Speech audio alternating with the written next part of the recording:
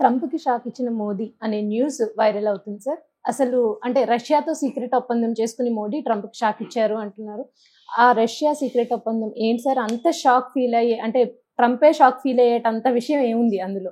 Trump అయినా ఎవడైనా ఇవాళ ఏంటంటే అదేదో సింగిల్ రౌడీ అనేది ప్రపంచంలో లేడు. నేనే రౌడీ, నేనే దాదా, నా అందరూ నాకు భయపడాలనే వ్యవహారం ఇవాళ కుదరదు. ఇదేంటంటే ఇంతకుముందు అలాగా ఉండొచ్చు, కానీ ఇవాళ అమెరికా భయపడితే భయపడిపోయే పరిస్థితుల్లో మిగతా దేశాలు లేవు. దానివల్ల అమెరికా భయపెట్టినా కూడా అమెరికాకు కూడా ప్రాబ్లమ్స్ ఉన్నాయి. సరే, బేసిక్గా ఏంటంటే నిజంగా మోడీ ట్రంప్ని ఈ స్థాయిలో షాక్ ఇచ్చాడా అంటే ఖచ్చితంగా మోడీ పద్ధతిలో షాక్ మోడీ కూడా ఇస్తాడు.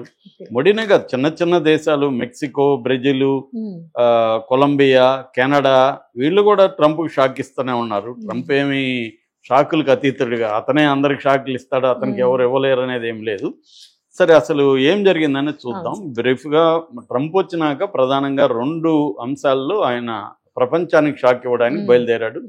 ఆ 2 ఏంటంటే, ఒకటి ఇమిగ్రేషన్, వలసలు. అమెరికా అంటేనే ఎక్కువ మంది వలసలు వెళ్ళి అక్కడ అమెరికాలో ప్రతి ఒక్కరికి ప్రపంచంలో కళ ఏంటంటే అమెరికన్ డ్రీమ్ అంటారు. అమెరికాకి వెళ్ళి డాలర్లు అమెరికన్ డ్రీమ్ అంటే నథింగ్, డాలర్కి వాల్యూ ఉంటుంది, ప్రపంచంలో ఎక్కడైనా డాలర్కి వాల్యూ ఉంటుంది కాబట్టి డాలర్ సంపాదనే. అది పోతే మళ్ళీ ఎవడు అమెరికాకి వెళ్ళడు.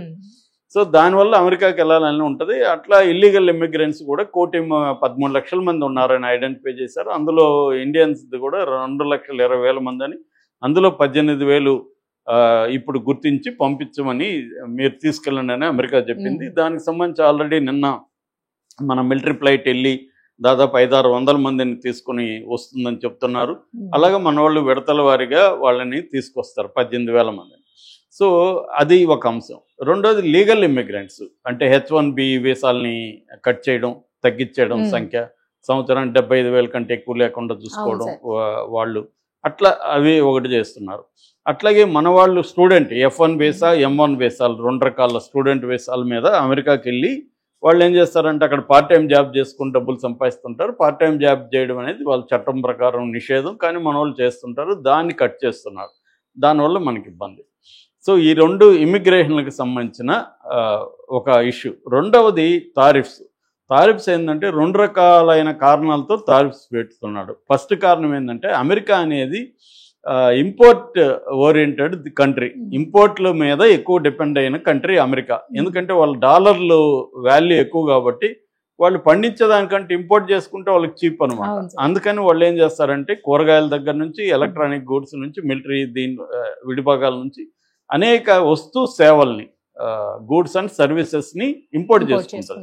దానివల్ల ఏం చేస్తున్నారంటే అమెరికాలో ఉండే మ్యానుఫ్యాక్చరింగ్ సెక్టర్ దెబ్బతింటుంది. అంటే ప్రపంచవ్యాప్తంగా అనేక దేశాల నుంచి ఇంపోర్ట్స్ అనేవి చేస్తారు. ఫర్ ఎగ్జాంపుల్ మనం కూడా ఇంపోర్ట్ చేస్తున్నాం అమెరికాకి, కాకపోతే మన ఇంపోర్ట్స్ అనేవి తక్కువ, ఎక్స్పోర్ట్లు ఎక్కువ. అమెరికా నుంచి మనం ఇంపోర్ట్ చేసుకునేది ఎక్కువ. 18% మన టోటల్ ఇంపోర్ట్స్లో అమెరికా నుంచి వస్తున్నాయి. ఎక్స్పోర్ట్లో అమెరికాకు మనం తక్కువ, కానీ చైనా ఎక్కువ. చైనా అనేది ఏంటి, ఎక్స్పోర్ట్ ఓరియంటెడ్ కంట్రీ. అమెరికాకు రివర్స్, వాళ్ళు ఎక్స్పోర్ట్ల మీద డిపెండ్ అయిన ఎకనామీ ఉన్న కంట్రీ అది చైనా. సో ఇప్పుడు ఏమైందంటే అందువల్ల ఇతను ఏం చేస్తున్నాడంటే ఈ అమెరికా నుంచి వేరే దేశాలు తీసుకుంటారు కదా, వాళ్ళు టారిఫ్స్ చేస్తున్నారు. ఫర్ ఎగ్జాంపుల్ అమెరికా నుంచి మనం ఇంపోర్ట్ చేసుకునే దాని మీద మనం సుంకాలు విధిస్తున్నాం. అది ట్రంప్ కోపం ఉంది. అందుకనే ఇండియాని టారిఫ్ కింగ్ అని, టారిఫ్ అబ్యూజర్ అని రకరకాల పేర్లతో పిలిచాడు. దీంతో ఇప్పుడు ట్రంప్ ముందు నుంచి కూడా ఏంటంటే టారిఫ్స్ నేను విధిస్తాను, టారిఫ్ అనే పదం నాకు డిక్షనరీలో మోస్ట్ ఇంపార్టెంట్ పదం అని అతను ప్రకటించాడు. ఐ లవ్ టారిఫ్స్ అని అనేకసార్లు చెప్పాడు. సో టారిఫ్స్ విధిస్తానని చెప్పాడు. ఇదొక కారణం, టారిఫ్స్ విధించడానికి ఆర్థిక పరమైన కారణాలలో ఇదొకటి. రెండవది, అమెరికాలో డ్రగ్స్ యూజ్ అనేది విపరీతంగా ఉంటుంది. అందువల్ల ఈ అమెరికాలో డ్రగ్స్ వల్ల దాదాపు ఫర్ ఎగ్జాంపుల్ 2023లో 107,000 మంది చనిపోయారు అమెరికాలో. ఈ drugs over dose of drug usage. అందులో 70% ఫెంటానిల్ అనే ఒక డ్రగ్ అనమాట. ఈ ఫెంటానిల్ సప్లై చేసే దేశాలు లేదా డ్రగ్స్ సప్లై చేసే దేశాల మీద కూడా సుంకాలు విధిస్తాను మీరు కానీ అది ఆపకపోతే అనేది కూడా కారణం అన్నమాట. సుంకాలు విధించడానికి బ్రాడ్గా ఈ 2 ప్రధాన కారణాలు. సో ఈ ఫెంటానిల్ ఎక్కడెక్కడ నుంచి, కెనడా నుంచి వస్తుంది, చైనా నుంచి వస్తుంది, మెక్సికో నుంచి. ఇంకా ఫెంటానిల్లే కాదు, క్రిమినల్స్ కూడా అక్కడికి వచ్చేస్తున్నారు. అక్కడ లాటిన్ అమెరికాలో డ్రగ్ కార్టెల్స్ అంటారు. దీని మీద సినిమాలు, వెబ్ సిరీస్ చాలా వచ్చాయి. ఈ డ్రగ్ కార్టెల్ వాళ్ళకి ఇదే పని, డ్రగ్స్ని పండించడం, దాని మీద అమెరికాకి పంపించడం. ఎందుకంటే అమెరికా డాలర్లో డబ్బులు వస్తుంది కదా. సో ఇలాగా చేస్తుంటే ట్రంప్ ఏం చేస్తున్నాడంటే, దీన్ని కట్ చేయాలంటే మీరు కార్టెల్స్ని కంట్రోల్ చేయండి, మా దేశంలోకి డ్రగ్స్ని రానివ్వకుండా మీరు బాధ్యత వహించండి అనేది పెడుతున్నాడు. ట్రంప్ వైపు చూసినప్పుడు ఇదంతా కరెక్టే. ఎందుకంటే ఆయనకి అమెరికా ఫస్ట్ అనే పాలసీ, మగా అంటారు. మగా అంటే మేకింగ్ అమెరికా గ్రేట్ అగైన్ అనేది ఆయన థియరీ. కాబట్టి అమెరికా ప్రయోజనాలు దృష్టిలో పెట్టుకొని ట్రంప్ కొన్ని నిర్ణయాలు తీసుకున్నాడు. అది మంచిదే. దానివల్ల అమెరికాకు కూడా కొన్ని సైడ్ ఎఫెక్ట్లు ఉంటాయి. అది కూడా ట్రంప్ అడ్రస్ చేశాడు. టెంపరరీ కొన్ని ప్రాబ్లమ్స్ ఉంటాయి. ఎందుకంటే ఇప్పుడు ఇంపోర్ట్ల మీద ఆధారపడిన దేశం సడన్గా ఇంపోర్ట్ల మీద ట్యాక్సులు పెడితే ఆల్టర్నేట్ ఇప్పుడు కూరగాయలు ఉన్నాయి. For example morning breakfast bread తింటారు. బ్రెడ్లో వాడే వీట్ ప్రధానంగా కెనడా నుంచి వస్తుంది. ఫ్రూట్స్ మెక్సికో నుంచి 70% ఫ్రూట్స్ అమెరికాకు వస్తున్నాయి.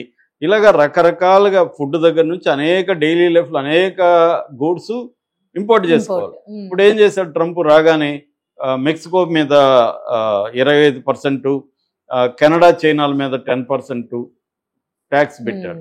ట్యాక్స్ పెట్టే కాడికి వాళ్ళు 2 రకాలుగా స్పందించారు. ఒకటేమో వాళ్ళు కూడా బెదిరించారు, మేము కూడా మీ వస్తువుల మీద ట్యాక్స్ వేస్తాము, అవన్నీ బెదిరించారు. అయితే అదే సమయంలో చర్చలకు కూడా చెప్పారు. అంటే ఫర్ ఎగ్జాంపుల్ మెక్సికో మేము ఒక $10,000 ఎంతో ఖర్చు పెట్టి ఇక్కడ బార్డర్లో కార్టెల్స్ని వీటిని అన్నిటిని ఆపుతామని చెప్పారు. కెనడా కూడా మేము దానికి ఒక పాలసీ రూపొందించి బార్డర్లో కంట్రోల్స్ పెడతామని కెనడా చెప్పింది. చైనా ఏమో ఒక పక్క బెదిరించింది, రెండో పక్క చైనా కూడా చర్చలకి రెడీ అయింది. ఇలాగా వచ్చేసరికి ట్రంప్ కూడా ఒక అడుగు వెనక్కి తగ్గి ఈ ఆంక్షల్ని, ఈ టారిఫ్స్ని 1 month బ్రేక్ ఇచ్చేశాడు. నిన్ననే అనౌన్స్ చేశాడు 1 month బ్రేక్ ఇస్తున్నాను. అంటే ట్రంప్కి కూడా ఏంటంటే, ట్రంప్కి కూడా దీని కాన్సిక్వెన్సెస్, ఇప్పుడు నేను నిన్ను బెదిరిస్తే నీకొకటికే నాకు కూడా నష్టం ఉంటుంది అనేది ట్రంప్కి తెలియక కాదు, తెలుసు. అతని పేరే ట్రాన్సాక్షనల్ ప్రెసిడెంట్ అంటారు. అతన్ని ట్రాన్సాక్షన్స్ని ఎలా నడపాలి, వ్యాపార లావాదేవీలు ఎలా నడపాలి, సక్సెస్ఫుల్ వ్యాపారవేత్త అతను. కాబట్టి పట్టువిడుపులు లేకుండా ఎవడు కూడా వ్యాపారవేత్త కాలేడు. అందుకని అతను ఏంటంటే బెదిరించి ముందు థ్రెట్ ఇవ్వాలి. థ్రెట్ ఇచ్చినప్పుడు టేబుల్ మీదకి వాళ్ళు వస్తారు. వచ్చినప్పుడు నీ డిమాండ్స్ నువ్వు పెట్టాలి. ఇది వాళ్ళ డిమాండ్స్ వాళ్ళకు ఉంటాయి. నువ్వు కొద్దిగా ఒకడుగు ముందుకేసి నువ్వు కొంచెం ఇది చేయాలి, వాళ్ళని కొంత ముందుకు రమ్మనేయాలి. ఇలాగా అనేది అతని పాలసీ. రెండోది, అతనికి 2 రకాల ప్రయోజనాలు. ఒకటి అమెరికన్ ఎకనామిక్ ప్రయోజనాలు, 2 తన పొలిటికల్ ప్రయోజనాలు. పొలిటికల్ ప్రయోజనాల కోసమే ఈ హడావిడి క్రియేట్ చేస్తున్నాడు. ఎకనామిక్గా దానివల్ల వచ్చే నష్టం అతనికి తెలియదు కాదు, తెలుసు. అది నెక్స్ట్ స్టేజ్లో అతను చూసుకుంటాడు. ఫస్ట్ స్టేజ్లో బెదిరిస్తాడు ఎకనామిక్. అలాగా ఇప్పుడు చైనా వీళ్ళందరూ కూడా మేము WTO కంప్లైంట్ చేస్తాం అంటే, మనం స్కూల్లో కొట్లాడుకుంటే హెడ్ మాస్టర్ కంప్లైంట్ చేస్తాం. నిజానికి హెడ్ మాస్టర్ ఏం చేయలేడు. WTO అమెరికాని ఏం కంట్రోల్ చేయదు. ఎందుకంటే WTO నుంచి నేను బయటకు వస్తానంటాడు. ఏ ఇంటర్నేషనల్ ఇన్స్టిట్యూట్లు కూడా ఏ దేశాలని కూడా కంట్రోల్ చేసే పరిస్థితి లేదు. పేద దేశాలని మాత్రం చేయగలవు, రిచ్ దేశాలని. ఇప్పుడు రష్యన్ ప్రెసిడెంట్ పుతిన్ని యుద్ధ నేరస్తుడిగా ఇంటర్నేషనల్ కోర్టు డిక్లేర్ చేసింది. వీడు బెంజమిన్ నెతన్యాహు చేసింది, ఇజ్రాయెల్ని ప్రధానమంత్రిని. ఏమైంది, వాళ్ళకి ఇద్దరికి ఏమైనా శిక్షలు వచ్చాయా? చేసుకుంటారా మీరు, ఎన్ని కావాల్సింది అన్ని చేసుకోండి అని వాళ్ళు ధిక్కరిస్తూనే ఉన్నారు. కాబట్టి అవేమీ జరగవు. కాకపోతే ట్రంప్ అది చేస్తున్నాడు. సో ఇప్పుడు ఇండియా మీద ఇప్పటివరకు చేయలే. February 13th ఇండియా ప్రెసిడెంట్ మన ప్రధానమంత్రి మోడీ ఫ్రాన్స్ నుంచి అమెరికా వెళ్తున్నాడని, అమెరికాలో ట్రంప్ విందిస్తున్నాడని ఇవన్నీ కూడా వార్తలు వస్తున్నాయి. ఇంకా కన్ఫామ్ కాలేదు. సో ట్రంప్ ఆహ్వానించాడు మోడీని. ట్రంప్ కూడా ఏంటంటే ఇండియా అవసరాలు కూడా ట్రంప్కు ఉన్నాయి. ఇండియా ఫర్ ఎగ్జాంపుల్ మన ఎక్స్పోర్ట్లలో 70% ఎక్స్పోర్ట్లు, అమెరికాకి చేసే ఎక్స్పోర్ట్లలో 70% సాఫ్ట్వేర్ రిలేటెడ్ సేవలు, వస్తు సేవలు. సో దాని మీద డిపెండ్ అయింది. అట్లాగే చీప్ లేబర్ కూడా అమెరికాకు అవసరం. ఒక్కసారిగా నువ్వు 1,13,00,000 మందిని బయటికి ధర్మేస్తే వాళ్ళ షాపుల్లో, రెస్టారెంట్లలో, పెట్రోల్ బంకుల్లో ఇలాగ రకరకాల చీప్గా పనిచేసే వాళ్ళు ఎక్కడ దొరుకుతారు? అవన్నీ ట్రంప్కి తెలియక కాదు. అవేంటంటే ముందుకు బెదిరించడం, తనకు కావాలని పనులు చేసుకోవడం, ఈ హడావిడి పొలిటికల్గా డ్రామా ఆడడం ఇవన్నీ అతను చేస్తున్నాడు. అయితే దీనివల్ల డిస్టర్బ్ అయితే ఇండియాకి కూడా అవుతుంది. అందుకని ఇండియా ఏం చేస్తుందంటే పోలీలేటరల్ ఒప్పందాలు అనే దానికి తెరదీసింది ఇండియా కూడా. ఒక పక్క ట్రంప్ని మంచిగా ఉంటూనే కొన్ని మొన్న బడ్జెట్లో కూడా అమెరికా నుంచి ఇంపోర్ట్ చేసుకున్న వాటి మీద సుంకాలు తగ్గించింది ఇండియా. కొన్ని రకాల వస్తువుల మీద సుంకాలు తగ్గించింది. ఎందుకంటే టు ప్లీజ్ ద ప్రెసిడెంట్ బాబు మేము తగ్గిస్తున్నాం, మా మీద నువ్వు వేయకు అని చెప్పడానికి కోసం. రెండో పక్క ఇటు రష్యాతో చైనాతో ఇలాంటి దేశాలతో పోలీలేటరల్ అగ్రిమెంట్లోకి వెళ్తుంది. మొన్ననే చైనాకి మన విదేశాంగ శాఖ కార్యదర్శి వెళ్ళొచ్చాడు, చర్చలు జరుపుతున్నారు. ఆల్రెడీ బార్డర్తో ఒప్పందం చేసుకున్నారు. చైనాతో కూడా మన వాళ్ళు మంచిగా ఉండే కార్యక్రమం చేస్తున్నారు. అట్లాగే రష్యా ఇప్పుడు ఎందుకు రష్యాతో సీక్రెట్ ఒప్పందం వచ్చిందంటే రష్యాకు సంబంధించిన పార్లమెంట్ స్పీకర్ ఇండియాకి వచ్చాడు నిన్న. వ్యాచెస్లావ్ ఒలోడిన్ అని ఆయన ఇండియాకి వచ్చాడు అనమాట. అంటే ఒక పక్క ట్రంప్ ఆంక్షలు విధిస్తున్న టైంలో రష్యా నుంచి పార్లమెంట్ స్పీకర్ మన దేశానికి వచ్చాడంటే అమెరికాని మన వాళ్ళు ధిక్కరిస్తున్నారని కొంత పత్రికలు వ్యాఖ్యానిస్తున్నాయి. అదేమి లేదు. మోడీ ఏంటంటే బ్యాలెన్స్గా ఉంటున్నాడు. అమెరికా మీదనే డిపెండ్ అవ్వకుండా చైనా ప్లస్ పాలసీ అంటారు. చైనా కాకుండా వేరే దేశాలతో ఎలా ఉండాలి, చైనాతో మంచిగా ఎలా ఉండాలి. ఇప్పుడు ఒక్కోసారి ఏమవుతుందంటే ఇందాక కూడా నేను ఎన్డీటీవీ ప్రాఫిట్ డిస్కషన్ చూస్తా ఉన్నా. సో ఎకనామిస్టులు కూడా రెండు రకాలుగా చెప్తున్నారు. ఈ ట్రంప్ చర్యలలో కొన్ని విషయాల్లో ఇండియా నష్టపోతుంది. ఎందుకంటే రూపాయి విలువ ఇప్పుడు దారుణంగా పడిపోయింది. 87 రూపాయల 39 పైసలకి వెళ్ళిపోయింది. మళ్ళీ ఇప్పుడు తగ్గి ఇందాక చూస్తే 86 రూపాయల 93 పైసల్లో ఉంది. ఇది కూడా హైయెస్ట్ ఇప్పటి వరకు. దీనివల్ల ఏమవుతుంది, మన ఎగుమతులు చీప్ అయిపోతాయి, మన రూపాయలు తక్కువ, మన దిగుమతులు కాస్ట్లీ అయిపోతాయి. మనం కూడా ఎక్కువ దిగుమతుల మీద డిపెండ్ అయినాం చాలా విషయాల్లో. సో అందువల్ల ఇండియా సంక్షోభం వచ్చే అవకాశం ఉంది. ఎకనామిక్ అంటే మేజర్ భయంకరంగా ఏమి రాకపోవచ్చు, కానీ కొంతవరకు డిస్టర్బ్ అవుతుంది. At the same time China ఏం చేస్తుంది, చైనా మీద ఆంక్షలు విధించేసరికి అమెరికాకి ఎగుమతులయ్యే చైనా గూడ్స్ తగ్గిపోతే చైనా ఏం చేస్తుంది, ఇండియా లాంటి దేశాల్లో డంప్ చేస్తుంది. ఇప్పుడే ఎక్కడ చూసినా చైనా వస్తుంది మనకి. ఎక్కడ పోయినా నిన్న కూడా నేను ఎక్కడ చూస్తే షాప్ అంతా పిల్లలకి వాడే స్టేషనరీ షాప్లోకి వెళ్తే మొత్తం చాలా ఫ్యాషనబుల్గా ఉన్నాయి. పాష్ పిల్లలకి అన్ని పెన్నులు కానీ అన్ని చైనా వచ్చేసి, అవి క్వాలిటీ ఏమో తెలియదు కానీ స్టైల్గా ఉన్నాయి, చూడగానే అట్రాక్టివ్గా ఉన్నాయి, అక్కడ కొనాలనిపించే విధంగా ఉన్నాయి. అలాగే చైనా డంప్ చేసేస్తుంది. దీనివల్ల మన వస్తువు దీనికి ఇబ్బంది ఉంది. ఆల్రెడీ డీప్ సీక్ లాంటిది ఎంత దెబ్బ కొట్టిందో మనం చూసాం. సో ఒక పక్క కొన్ని ఆపర్చునిటీస్ ఓపెన్ అవుతాయి, ఇంకో వైపు కొన్ని ఛాలెంజెస్ ఇండియన్ ఎకనామీకి ఇండియాకి వస్తుంది. సో దీన్ని మోడీ ప్రభుత్వం చాలా క్షుణ్ణంగా అధ్యయనం చేస్తున్నారు. దానికి తగిన విధంగా మోడీ ప్రభుత్వం కూడా మార్చుకోవాలి. ఇప్పుడు జియో పాలిటిక్స్లో కొత్త శత్రువులు ఏర్పడకుండా చూసుకోవాలి, పాత శత్రువులతో కూడా స్నేహం చేయాలి, ఇవన్నీ మారాలి.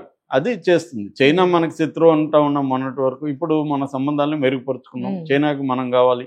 అమెరికా బెదిరించే కొద్దీ మిగతా అలైన్మెంట్స్ మారుతాయన్నమాట. ప్రపంచం వివిధ దేశాలు వివిధ రకాల పద్ధతులు చేస్తుంది. మనం బ్రిక్స్లో ఉన్నాం. బ్రిక్స్ అంటే బ్రెజిల్, ఆర్ అంటే Russia, India, China, south Africa. ఇప్పుడు బ్రిక్స్ ప్లస్ అనేది ఏర్పడింది. అంటే Iran, UAE, United Arab Emirates, Egypt, Ethiopia, Indonesia ఇలాంటివి కూడా బ్రిక్స్లో చేరాయి. దీనివల్ల కూడా అమెరికాకు కోపం ఉంది. ఈ బ్రిక్స్ వాళ్ళు సపరేట్గా కరెన్సీ కూడా తెద్దాం అనుకుంటున్నారు.